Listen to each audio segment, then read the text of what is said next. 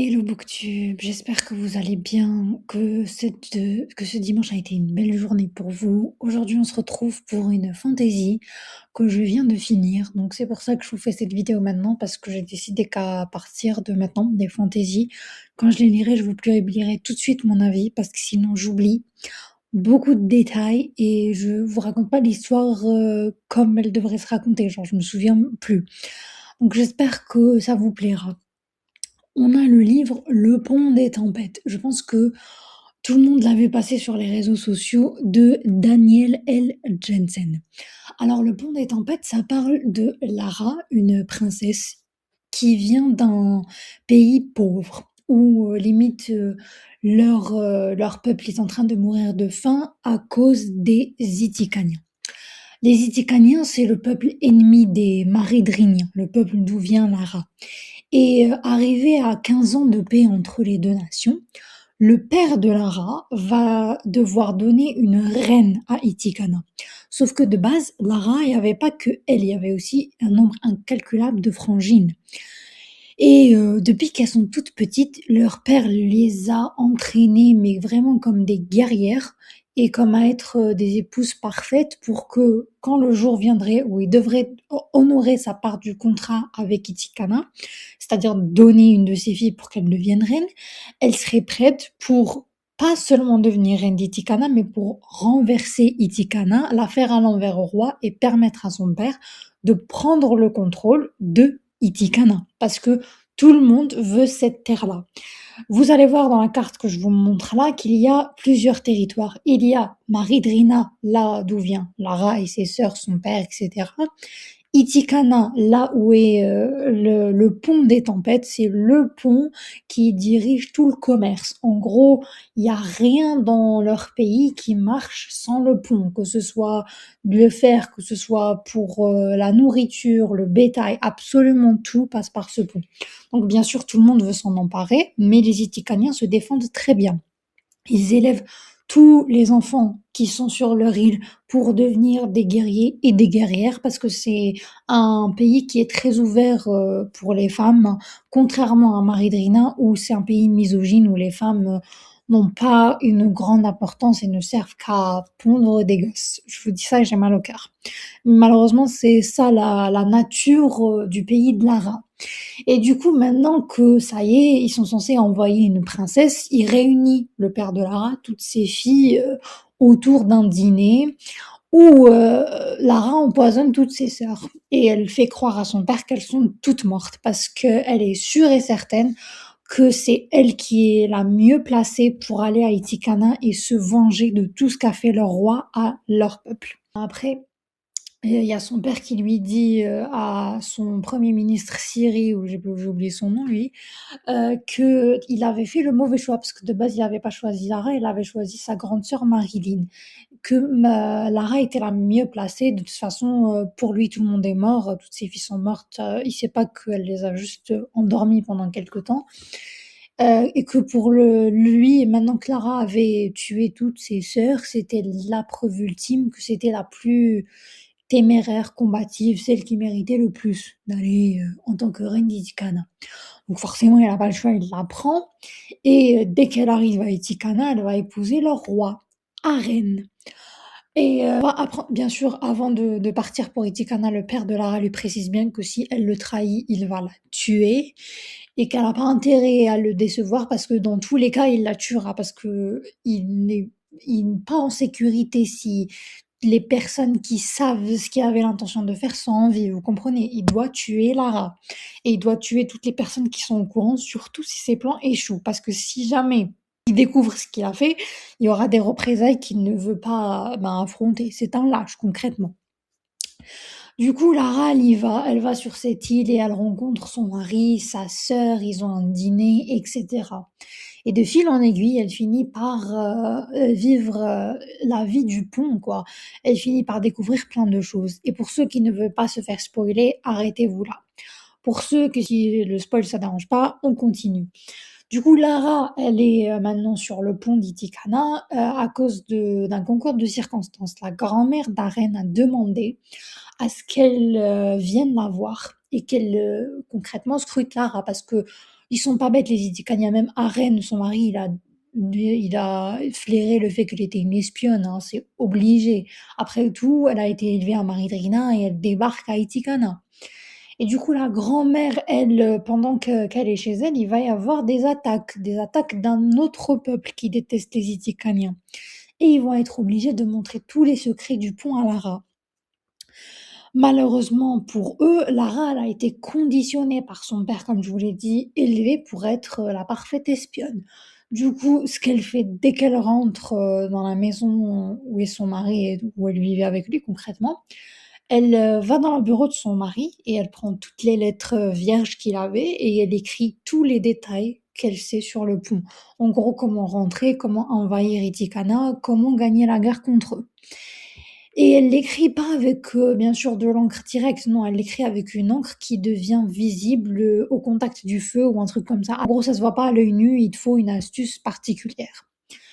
Elle compte le nombre de pages et elle s'en va. Pour elle, ça y est, elle a libéré Maritrina, elle a fait ce qu'il fallait, son peuple est en sécurité, il va avoir tout ce dont il a besoin, y compris la nourriture, parce que ils lui ont bien écrit dans une lettre qu'ils lui ont envoyée que Maridrina mourait de faim parce que Arène avait envoyé les provisions les moins bonnes et que les meilleures étaient parties à un autre royaume.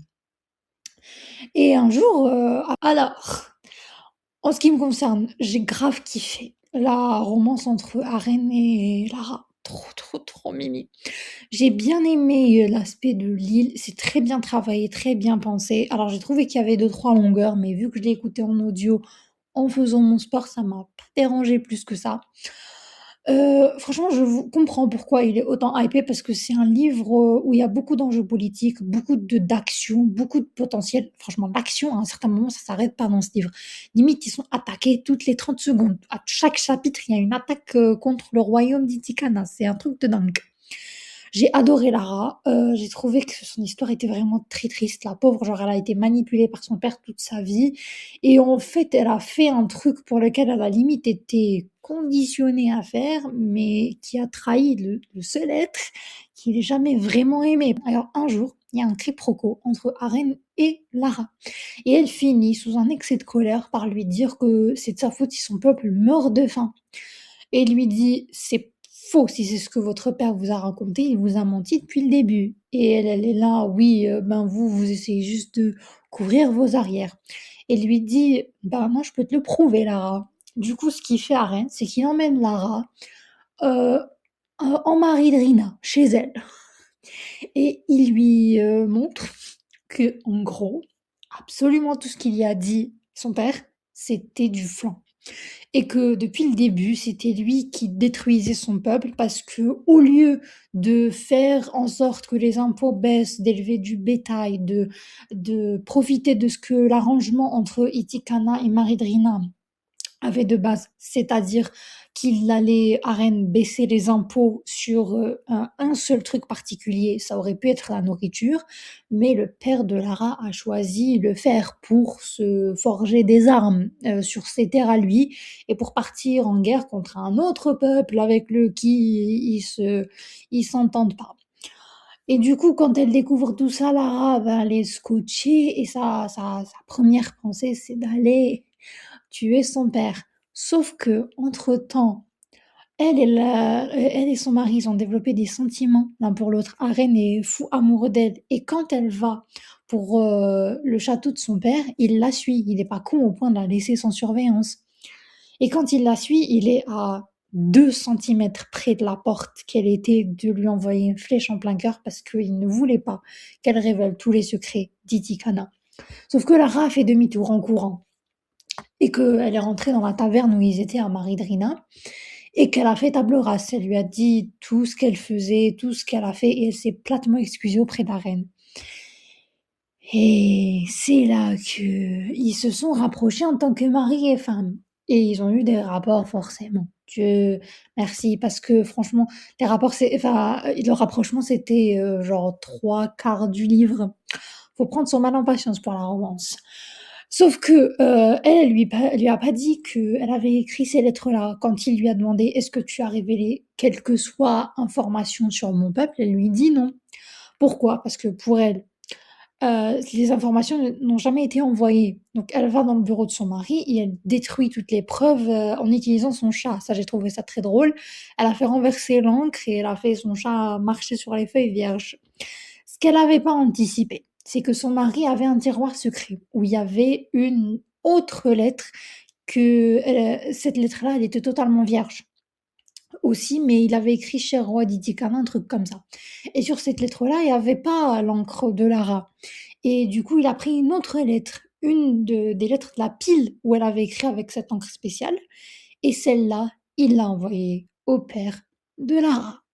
Et bien sûr, le père de Lara a découvert tous les secrets d'Itikana, et elle, quand elle est rentrée pour détruire les preuves, ben, quand elle a compté une feuille en plus qui n'était pas dans le lot, mais dans un tiroir. Du coup, pour elle, elle avait rien fait, mais le mal était déjà fait vu qu'elle avait déjà envoyé cette dite lettre. Ils ont envahi la terre d'Aren et là, il se tourne vers Lara et lui dit: «Tu m'as trahi». Elle lui dit non, elle le supplie, elle lui disait enfin, elle lui a dit qu'en gros, elle avait détruit les preuves, que c'était pas de sa faute s'il l'avait envoyée. Bref, elle a tout fait pour que ça n'arrive pas. Mais lui, il peut pas lui pardonner un affront pareil. Du coup, il peut pas la tuer parce qu'il l'aime d'un amour inconditionnel maintenant. Alors, il lui dit: «Va-t'en, sors de mon pays, je peux pas te pardonner». Bref, elle se retrouve toute seule, face à l'ennemi. Et elle, maintenant, elle est, dans un autre, royaume où elle noie son chagrin et on lui apprend que son père a fait son mari, prisonnier, que maintenant elle se donne pour mission d'aller le sauver. Et sur ce s'achève le tome 1 du Pont des Tempêtes. Oh mon Dieu! Franchement, moi, j'ai direct sauté sur le tome 2 après, j'ai trouvé ça super. Par contre, les points négatifs que j'ai, c'est les longueurs. Parce que même si, comme je l'ai dit, j'ai pas senti le temps passer vu que je faisais mon sport et d'autres trucs en même temps, quand même, il y avait un moment, où je me disais: «La suite». Mais bon, dans sa globalité, c'est un très bon livre. Remarque personnelle, j'ai remarqué qu'il était catégorié comme fantasy. Perso, je trouve pas qu'il y ait des trucs fantaisiques dans ce bouquin. Tout me paraît très réaliste. Je pense que c'est plus un genre, d'action, roman action, à l'ancienne quoi, qu'un roman fantasy ou une fantasy. Parce que des fantaisies pour moi, c'est là où il y a de la magie, des sorcières, des elfes et cetera. Mais là, il y a rien de tout ça. C'est juste, un monde un peu ancien, genre, un roman historique pour moi, un roman d'action. Mais, perso, pour moi, ça se catégorise pas en tant que fantasy. Dites-moi ce que vous en avez pensé. Remarque personnelle, alors on a: «Depuis que je vous ai aperçu, je n'ai plus vu personne d'autre que vous. Il n'y aura jamais personne d'autre que vous. Et tant pis si ça fait de moi un imbécile». «Alors vous êtes un imbécile», pense-t-elle avant de perdre connaissance. Et elle en était une aussi. Depuis le jour où je t'ai rencontré, il n'y a jamais eu que toi. Et il n'y aura jamais personne d'autre que toi. Tu es ma reine, j'ai besoin de toi. À présent, chaque victoire, chaque défaite, chaque caresse ou chaque bataille, tout cela n'appartiendra qu'à elle. Elle sera maîtresse de son destin, comme elle était maîtresse de cet instant. C'est tout pour aujourd'hui. J'espère que cette vidéo vous aura plu. Surtout, n'oubliez pas de lâcher un gros pouce bleu et de vous abonner si ce n'est pas encore fait. Merci d'avoir suivi cette vidéo jusqu'au bout. Je vous souhaite un excellent dimanche et une excellente semaine. Ciao.